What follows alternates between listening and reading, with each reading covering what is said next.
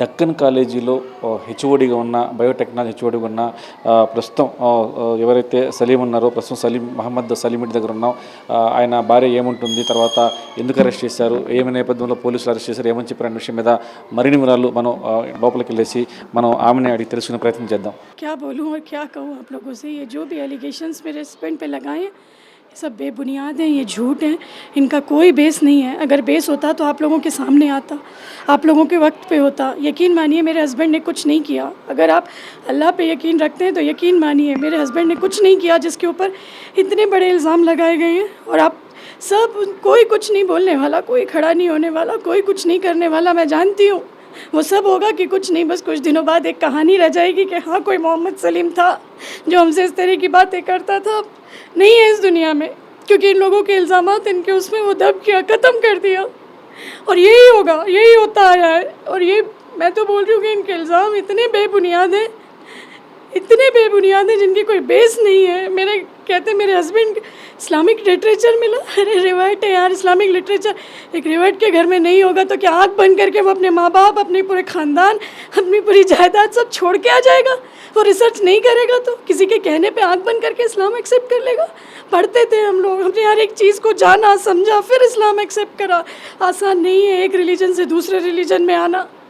तो अगर वो पढ़ लिया हमने, वो चीज़ें अगर पढ़ी हैं हमने, तो क्या हमारी वैसी मेंटलिटी हो गई, हम वैसे हो गए? उन लिटरेचर में तो आप मेरे घर में देखेंगे हर तरह की बुक्स अवेलेबल है.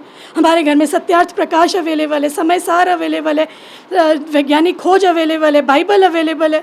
तो उसकी ये क्यों नहीं बोला कि हमारी सोच सत्यार्थ प्रकाश जैसी है, या ऐसा क्यों नहीं बोला कि हमारी सोच जो है वो बाइबल जैसी, हमारी सोच जो है समय सार, ये क्यों नहीं बोला?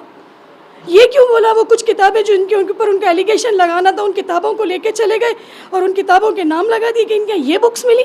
बुक्स तो ढेर सारी अवेलेबल है हमारे यहाँ. उन बुक्स के बारे में तो पूछा भी नहीं, ना उन बुक्स को देखा कभी.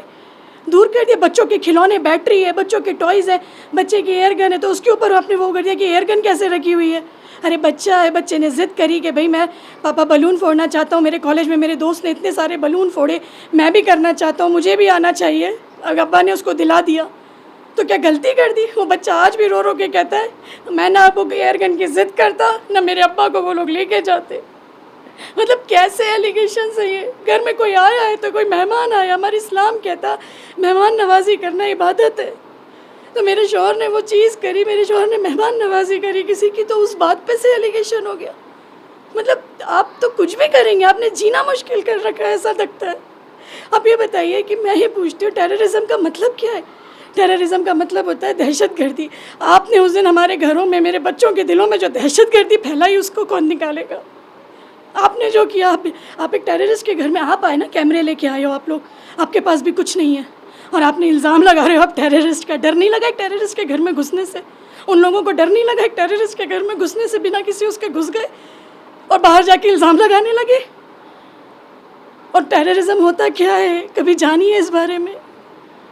और बड़े बड़े इल्ज़ाम लगा के बड़ी बड़ी बातें करते हो. अल्लाह के वास्ते अगर कुछ नहीं कर सकते तो मुसलमानों से कहूँगी दुआ करिए, अगर वो भी नहीं कर सकते. और मैं जानती हूँ कि कई सारे एलिगेशंस में, कई उसमें उन मुसलमानों का हाथ है जो मुसलमान चिढ़ते थे मेरे शौहर से चिढ़ते थे, उनकी बातों से चिढ़ते थे. ये उन लोगों का हाथ है. और वल्लाही आज फ्राइडे का दिन है, मैं बोलती हूँ लानत तो उन लोगों के ऊपर, और होगी लानत अल्लाह की, क्योंकि तुमने वो बद्दुआ तुम्हें, मेरे बच्चों के आंसू, मेरे आंसू से निकलेगी तुम लोगों के लिए, इसको अल्लाह कबूल करेगा. तुम लोगों ने झूठ का साथ दिया और सिर्फ इसीलिए कि तुम्हें एक इमेज चाहिए, तुम्हें एक मर्तबा चाहिए. अरे अल्लाह के आगे मर्तबा बनाओ, ये दुनिया तुम्हें कुछ नहीं देगी. आज मेरे हस्बैंड को किया, कल तुम्हारे साथ भी होगा. अल्लाह रहम करे, बस और कुछ नहीं कहना मुझे. సో చూస్తున్నారు కదా, దీనికి సంబంధించి తనకు తన భర్తకు ఎలాంటి సంబంధం లేదు, తర్వాత దీంట్లో కావాలని చెప్పేసి ఎలిగేషన్ చేస్తూ ఉన్నారు.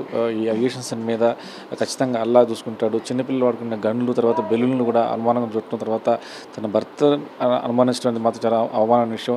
ఖచ్చితంగా అల్లా మేము నమ్ముకున్నాం కాబట్టి ఆయన మనం రక్షిస్తాడని చెప్పేసి కూడా ఆర్టీవీతో మాట్లాడుతూ స్పష్టంగా చెప్తున్న పరిస్థితిని చూస్తూ ఉన్నాం. Cameraman Vijay Tinnareddy, RT news, Hyderabad.